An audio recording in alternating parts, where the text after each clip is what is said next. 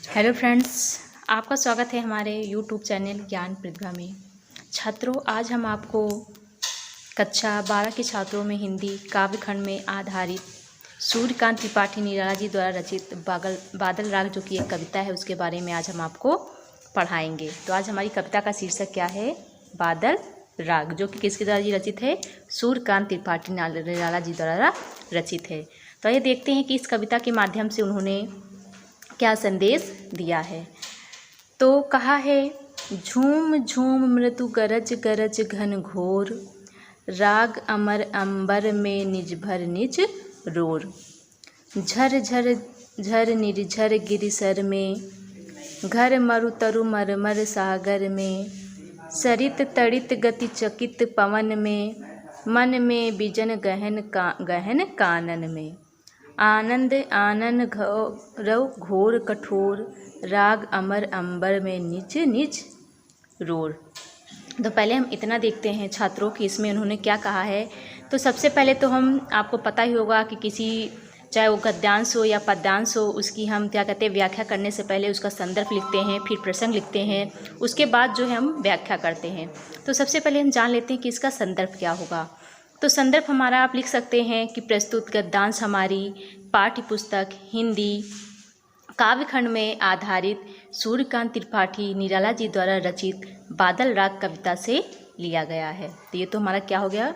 संदर्भ हो गया। इसके बाद हम बेटा प्रसंग देख लेते हैं। तो अभी मैंने आपको ये पूरा पद्यांश पढ़ाया है, तो इसमें किस चीज़ का वर्णन किया गया है उसके बारे में जानते हैं।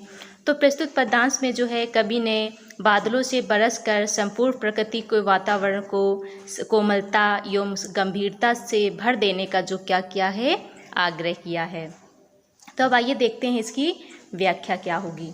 तो कहा है, झूम झूम मृदु गरज गरज घन घोर, राग अंबर अंबर में भर निज रोर। तो निराला जी बादलों का आह्वान करते हुए, मतलब बादलों को नाम लेते हुए कहते हैं कि ये बादल मंद मंद घूमते हुए अपने घन घोर, क्या है कि हे बादल गरज गरज घन घोर, अर्थात मंद मंद तुम झूमते हुए, क्या झूम झूम अर्थात झूमते हुए अपनी घनघोर गरज गरज मतलब गर्जना से जो है संपूर्ण वातावरण को क्या कर दो? भर दो। क्या कर दो? संपूर्ण वातावरण से भर दो। राग अंबर अंबर में भर निज रोर। और कहते हैं कि अपने शोर से आकाश में, अंबर मतलब आकाश, यहाँ पर अंबर क्या है मतलब आकाश। तो कहते हैं कि आकाश में एक ऐसा संगीत छोड़ दो जो कैसा हो? अमर हो। क्या हो? अमर हो। फिर कहते हैं, झर झर झर झर निर्जर गिरि सर में। और कहते हैं कि जिससे झरझर ध्वनि, क्या कहते हैं कि जिसमें झरझर ध्वनि निर्झरो, क्या है? निर्झरो। और गिरि अर्थात पर्वतों, और सर अर्थात सरोवर। तो कहते हैं कि जिससे सर सर ध्वनि निर्झरों पर्वतों एवं सरोवरों में क्या हो जाए? भर जाए। फिर देखते हैं क्या कहते हैं कि घर मरु तर मरमर सागर में। फिर कहते हैं कि झरने एवं सरोवर जो हैं जल से भरपूर होकर किसका संचार करें? सारसता का संचार करें। कहते हैं, मन में विजन गहन कानन में, आनन आनन में रो घोर कठोर, राग अंबर अंबर में निज भोर। तो यहाँ पर क्या कहते हैं कि सरित तड़ित गति चकित पवन में। कहते हैं कि तुम अपने स्वर से, अमर संगीत से क्या है, प्रगति के कड़कड़ में नवजीवन का क्या है, संचार करो, जिससे प्रत्येक घर नवजीवन की जो स्वर लहरी है वो क्या होते? ध्वनित हो उठे। और कहते हैं कि तुम ऐसे बरसो जैसे मरुस्थल में वृक्ष जो है वो हरे भरे होकर मरमर, यहाँ पर क्या कहा गया है कि तड़ित गति चकित पवन में, मन में विजन गहन कावन में। कहते हैं कि ऐसे क्या कहते हैं, स्वर नवजीवन को स्वर लहरी से ध्वनित उठे, और तुम ऐसे बरसो जिससे जो मरुस्थल है, वहाँ के जो वृक्ष हैं वो कैसे हो जाएं? हरे भरे होकर मरमर ध्वनि करते हुए लहराने लगे। आनन आनन में रहो घोर कठोर, राग अमर अंबर में भज निज छोर। और कहते हैं कि उसके विकास की गति को देखकर जो पवन है वह भी क्या हो जाए? आश्चर्यचकित हो जाए, अर्थात जो प्रत्येक व्यक्ति के मन में, क्या कहा गया है, मन में बिजग गहन कानन में, कहते हैं प्रत्येक व्यक्ति के मन में, जंगलों में और जो सुनसान स्थल हैं उसमें तुम अपना जो है क्या भर दो, अमर संगीत भर दो। और कहते हैं आनन आनन में रहो घोर कठोर, और कहते हैं कि प्रत्येक व्यक्ति को जो आनंद प्रदान करो, उन्हें हर्षित करो और उनमें विषम परिस्थितियों को सहन करने की, क्या कहा गया, घोर कठोर, अर्थात जो कठिन परिस्थितियां हैं उनको सहन करने के लिए उसमें क्या एक जो आवश्यक कठोरता है उसको क्या करो, प्रदान करो। फिर कहते हैं राग अंबर अंबर में भजनी छोड़, और कहते हैं कि तुम ऐसा मधुर अमर संगीत पैदा करो जो अंबर अर्थात जो आकाश है, जो संपूर्ण आकाश है उससे भर जाए, किससे, एक अमर संगीत से।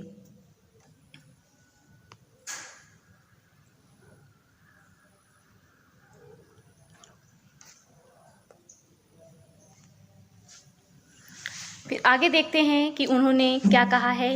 तो आगे कहते हैं अरे वर्ष के हर्ष बरस तू बरस बरस रसधार, पार ले चल तू मुझको बहा दिखा मुझको भी निज गर्जन भैरो संसार। तो इसमें क्या कहते हैं, क्या कहते हैं कवि, तो इसमें कवि कहते हैं अरे वर्ष के हर्ष, कि निराला जी जो है इसमें भी जो है बादलों का आवाहन करते हुए क्या कहते हैं, अरे वर्ष के हर्ष बरस तू बरस बरस रसधार, मतलब बादलों से बरसने के लिए कहते हैं कि हे बादल क्या करो तुम, कहते हे बादल वर्ष भर में सबसे आनंद प्रदान करने वाले बादल, तुम अपनी जल की धारा से जो संपूर्ण वातावरण है उसको क्या कर दो, आनंदमय कर दो, अर्थात क्या कर दो, हरा भरा कर दो। क्योंकि जब बादल पानी बरसता है तो चारों तरफ का जो वातावरण होता है कैसा हो जाता है, आनंदमय हो जाता है, अर्थात हरा भरा हो जाता है। तो निराला जी यहीं पर बादलों को संबोधन करते हुए कहते हैं कि हे बादल तुम इतना बरसो कि अपने उस आनंदमय वर्षा से